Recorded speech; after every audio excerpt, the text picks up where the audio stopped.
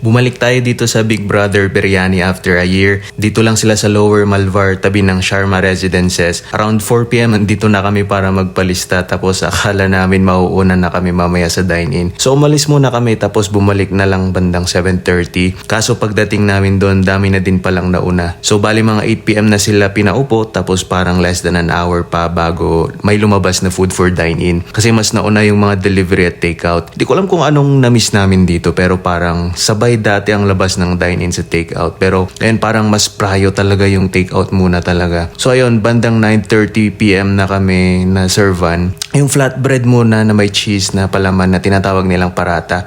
Masarap as is tostado yung bread. May konting lutong, tapos matamis na maalat yung cheese.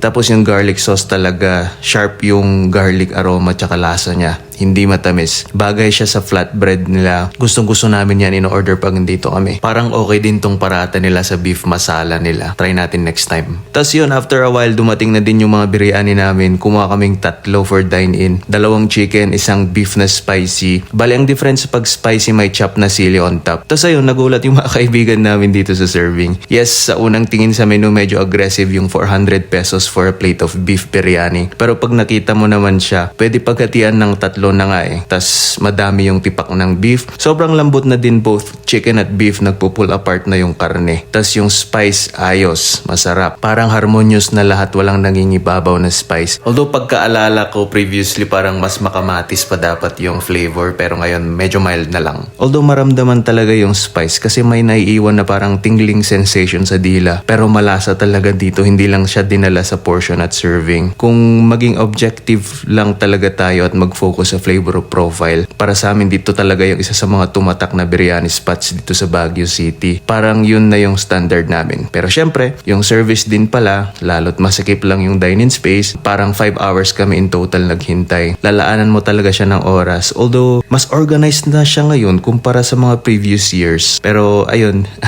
babalik-balikan pa rin talaga. Sayang hindi tayo naka-order nung shawarma nila kasi sobrang kabusugan na namin yan. Inalok pa siya actually nung paalis na kami kaso wala, hindi na talaga kaya. Babalikan na lang.